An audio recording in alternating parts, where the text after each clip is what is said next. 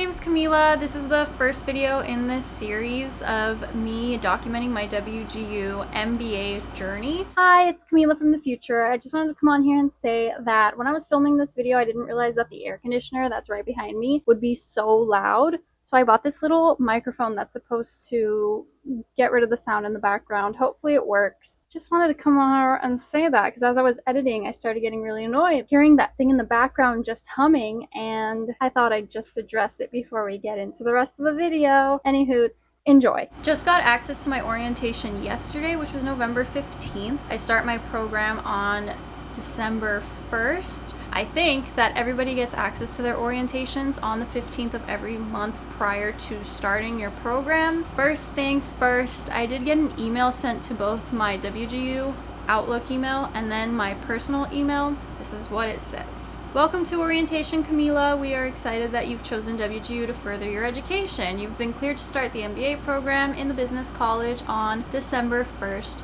2024. It can take up to 24 hours to get access to your orientation. After 24 hours, if you still don't have access, then please let us know. The orientation course takes approximately 6 to 8 hours to complete. I'm likely not going to do that in one sitting. Complete the orientation course material, which is 9 units, and activities to prepare you to work as a WGU student. Complete, upload, and submit the orientation course performance assessment. The assessment must pass to complete the orientation course. When I was doing my own research, a lot of people said in order to not waste time, they just did the assessment, but I'm probably going to go through the videos just because I want to feel prepared for what I'm stepping into. Your program mentor will be assigned to you prior to your start date. I already got my program mentor. She actually messaged me yesterday, sent me an email. And then the checklist to completing orientation is completing all 9 units and activities in the course material, submit and pass the performance assessment, and then complete the personal learning guide. So this next page is talking about aligning your skills and your values and what you want in your career with your education. So it's asking me to use PathwayU to take 4 different assessments so that it can pair me with jobs that might suit me. So I'm going to take that, clarify your career needs by starting part 1, the self-assessment and career paths worksheet. So it took me like 5 minutes to figure out how to download this thing. I had to download it as a copy and then upload it to spreadsheets, and now I can finally do it. What is my desired salary? Ideally, $120,000 per year. How open are you to a career path that requires continuing your education? Very open. It's now asking me what skills I want to apply to my future career. Mentoring, advising, motivating people, leading a team, presenting ideas, managing projects. Return to the career goal steps before completing part 2. You can click it and it takes you to this page where it says career goal steps on the WGU website. Step 2, discover your traits. Take the 4 career assessments, review the summary of your assessment results. Okay, and now it's giving me a test and I just have to select bubbles based on what my interests are. And I guess after this entire thing, it's gonna pair me with the job that would best suit me. So I'm gonna do that now and then I'll come back to you with the results.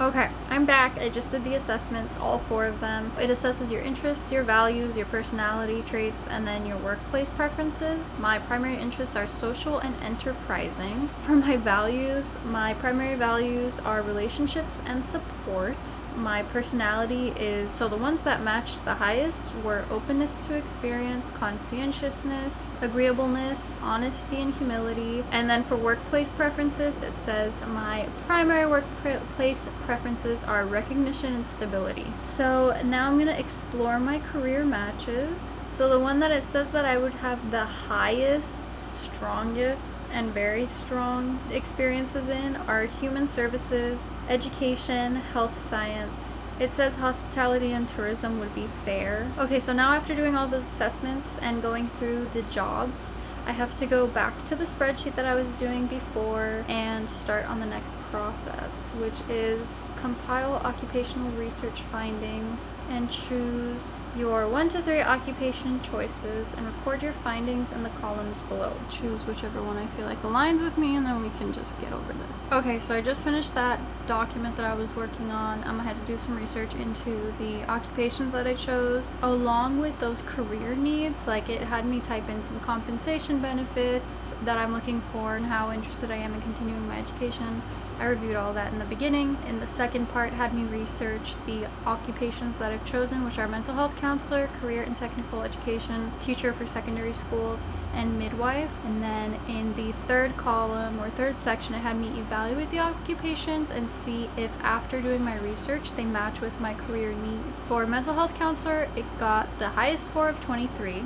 Career and technical education teacher in secondary schools got the score of 18, and then midwife got the score of 22. These don't really match up with me, but whatever, I finished those. Now it's having me complete a SMART goals worksheet. SMART goals, if you don't know what those are, they are specific, measurable, achievable, relevant, and time-bound goals to help you succeed whatever it is that you're trying to accomplish. I want to build my skills so I can move into a leadership position in my career field. That is my initial career goal. And then it had me craft a goal statement, and I said I will complete my MBA in 1 term and will finish my mentoring sessions with my ICF coaching instructor, allowing me to take the ICF ACC test, and I will begin applying to director positions at universities and travel abroad companies where I will work remotely and make a meaningful impact through my daily job duties. By the way, I started this video at like 11 a.m. It's now 2:30, so this does take a while if you actually put the time into it. I swear to God, I just realized, so everything that I've been doing for the past couple of hours had absolutely nothing to do with the orientation. I got confused. So don't do that. Once you get to module this one 1.5 and you're doing your education and your career, and it tells you to go to PathwayU to do your assessments, I got confused because I was going to so many different tabs, and after the assessments it was saying go here, go there, go here, go there. I started doing so many different documents that I messed up, and then I finally go back to my actual orientation page and it's just like, reflect on your career path and move on. I'm gonna go get a Costco hot dog. I'm back. I've had my Costco hot dog, I went out for a drive, I pet some cats at Petco, and now I'm just ready to finish this. I am going to finish it today. I think I'm going to be able to finish it today because I was sidetracked before and now I can actually get into it. Module 2 talks about competency-based stuff, how they determine the competencies. They talk to people in the profession, industry experts. I'm on to Unit 2 now. So they have all of the school modules in one unit. They make you choose your specific program, mine being the School of Business. It had me review a video. It has the program overview. Program topics include management and leadership, economics, accounting, finance. Terrified because if you've done any research on Reddit, you know that finance class is so difficult, and they're revamping it December 2nd. So ethics-based classes, data analytics, communications, marketing, and then the capstone.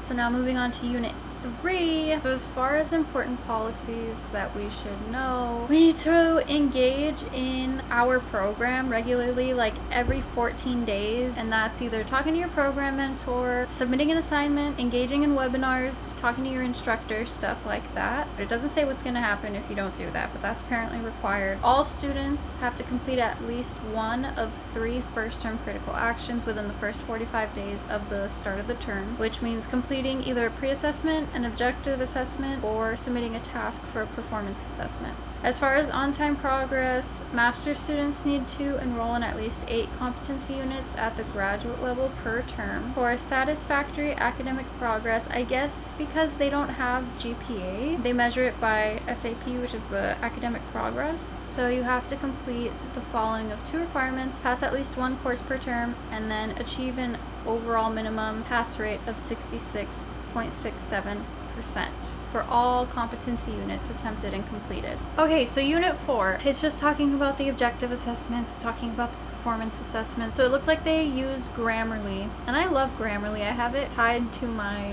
Chrome, I think. So every single time I type an email or I type anything, it just pops up like, oh, you should change this, it doesn't look professional or whatever. Okay, so you know how I got sidetracked and I was doing those other worksheets that I did not have to do at that time? So it turns out that the SMART Goals worksheet that I did have to do for this section here. So Unit 5, Module 16 talks about apps that we have to download or apps that we have access to, one of them being Microsoft 365. I was just going to use it on my desktop through Google, but apparently we have to download it if we're part of the business school because there's a different add-on an Excel add-on that we use for our classes, and I've been doing some research on that new finance class that they're going to revamp, and I think that they're going to allow us to use Excel for the OA. Okay, and now I'm downloading an app, the WGU app, because it says that there's an app, and I love apps, and it's going to have the program mentor and course instructor contact for all the courses that you're in. I guess through the app you're also able to do your classes, which is great. Now that that's done with, they're talking about technical stuff like your webcam. So number one, webcam has to be external from your computer and elevated on your desk. You will have to take it and turn it for your objective assessments. Then you have to put it back up there so that you can see everything. Then they have to be high resolution and they have to have a built-in microphone. I kind of stepped away from the orientation stuff because it started talking about your personal learning guide, and it helps your mentors kind of figure out how to work with you in a style that works best for you and see what you're lacking in. So you access that through your student portal. I did all of the assessments. It probably took me like an hour to do the assessments. It's 8 p.m. right now. And now I just got my personal learning plan. It shows me individual attributes, learning strategies, math readiness, writing readiness, reading rate and recall. That is what I will look at later because I really want to finish the orientation now. Now I'm on Unit 7 and it's talking about the WGU student portal. Okay, only because this is super important to me, because this is something that I wish I would have known at my undergraduate college university when I'd gone there, is the student services. This is what WGU has, which I will definitely be using. For well-being services, they have 24/7 crisis, mental health, and well-being support, peer-to-peer support community, and monthly well-being topics like managing stress. They also have academic coaching. Yeah, I already favorited some of the services that they offer, which are the career services, the student well-being services, the academic coaching center. The LinkedIn learning stuff is actually super cool, and I'm very happy that they offer that. And I think that while you're also a student studying your courses, they give you a free Udemy page that you can use. Okay, finally made it to the end. I have to submit my performance assessment for the orientation. I'm going to leave the performance assessment for tomorrow morning because you have to answer a 1 to 2 pages of questions, and I'm just really not in the mood to do that right now, and I'm very tired, so I'm gonna do that tomorrow. But I'll definitely come back with an update once I've submitted everything, because that will mean that I get to start my courses and I'll be ready to start my program. So that'll be fun, and I will be back tomorrow morning. Hi! So it's actually not the morning, it is 4 in the afternoon. I submitted my pre-assessment, my task, whatever it is that I had to do in order to actually successfully complete orientation. It's been submitted, it's in the queue, and now I'm gonna schedule my appointment with my mentor. Hello, it's me from the future. Everything went well, I passed. Took about 2 days. It did say that it would take about 72 hours, 48 hours for me. My mentor, who I already spoke with, said that she was going to message me on December 1st so that I can get enrolled in my courses, because that's the only day that you can actually enroll in your courses, is the day that you start your program. That's what I'm waiting for. That's all I wanted to say. Thank you for watching. I hope you have a wonderful, wonderful weekend, day, week, month. I don't know when I'm posting this, but thanks for watching. Bye!